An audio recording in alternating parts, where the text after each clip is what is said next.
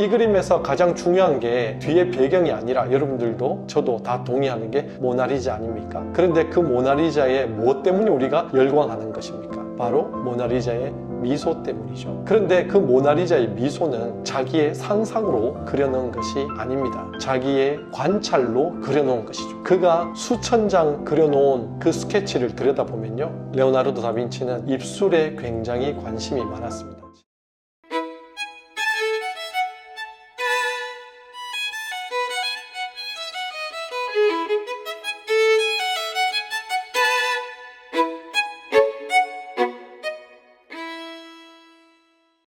중세에서 르네상스로 넘어오면 아직까지 미술의 주제가 종교화에 국한되어 있었다는 것을 알게 됩니다. 이 르네상스에 또 한 번 획기적인 바람이 부는데, 그것이 바로 신화, 인물화, 풍경화가 이제 나타나기 시작한다는 겁니다. 오늘은 그 많은 작품들 중에 레오나르도 다빈치의 모나리자를 여러분들과 함께 관찰해 보도록 하겠습니다. 레오나르도 다빈치는 아버지는 공쟁인, 어머니는 하인으로서 평범한 가정이 아니었죠. 고등교육을 받지 못했던 그는 항상 라틴어에 모자라 했고 수학에 목말라 했던 것을 기록으로 볼 수가 있는데요, 그 결핍이 그에게 큰 도움을 줬는데 바로 경험과 관찰이었어요. 그러다 보니까 그는 남들보다 훨씬 더 많이 관찰하게 되고, 그 관찰이 그에게 힘이 되었고, 그 힘을 가지고 이런 모든 것들을 극복해 나가게 됩니다. 그림을 보시면 이 모나리자를 그릴 때 자기의 그 관찰을 다 쏟아 부었었어요. 그런데 이 관찰에는 눈속임이 같이 들어 있습니다. 먼저 뒤에 보시면 기암괴석이나 이런 것들이 보일 텐데요, 희미한 대기의 모습을 보여줌으로 인해서 지금 우리가 생각하고 있는 것보다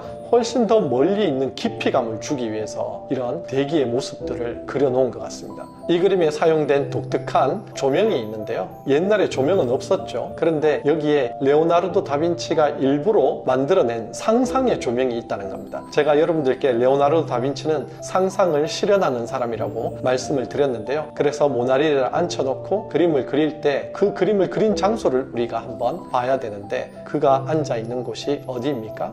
그냥 보시면 들판에 이렇게 앉아 있는 것처럼 보일 겁니다. 그러나 자세히 보시면 양옆으로 기둥이 있는 모습을 보게 돼요. 그러니까 이거는 기둥이 있는 실내라는 뜻이에요. 그가 만약에 등을 쥐고 그런 곳에 앉아 있다면 지금 여기에서 하나의 잘못된 부분이 나타나게 되는데요, 모나리자의 얼굴은 뒤에 배경이 밝기 때문에 어두워야 된다는 거죠. 여러분들 사진을 찍을 때 뒤에가 더 밝으면 역광으로 앞에 있는 사람의 얼굴은 어둡게 나오는 모습을 보게 되는데요, 마찬가지죠. 뒤에가 저렇게 밝은 배경이면 앞에 실내에 있는 사람의 얼굴은 당연히 어두워야 되는데, 굉장히 라이트를 받은 것처럼 왼쪽 위쪽에서부터 빛이 내려오는 듯한 그런 모습을 보시게 되는데, 이게 바로 레오나르도 다빈치 가 인공적으로 빛을 생각해냈다는 겁니다. 그리고 그의 상상력을 또 볼 수가 있는데요, 모나리자 왼쪽 어깨 부분에 보시면 작은 아치 형태의 다리가 보이는데요, 이게 바로 부리아노라는 다리예요. 늘상 레오나르도 다빈치가 좋아했던 다리라고 알려져 있습니다. 그러니까 이 배경은 사실 원래 있는 배경에 자기의 상상력이 더해진 배경이라고 보는 게 타당할 것 같습니다. 그런데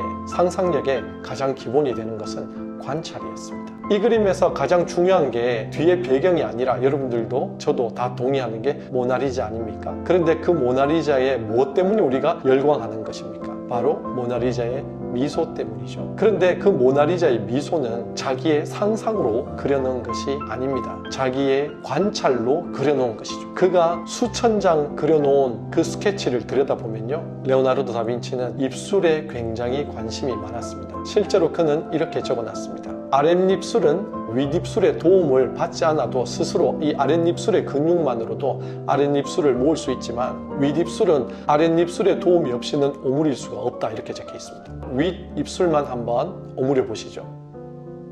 안 되죠? 그런데 아랫입술은 오므려집니다.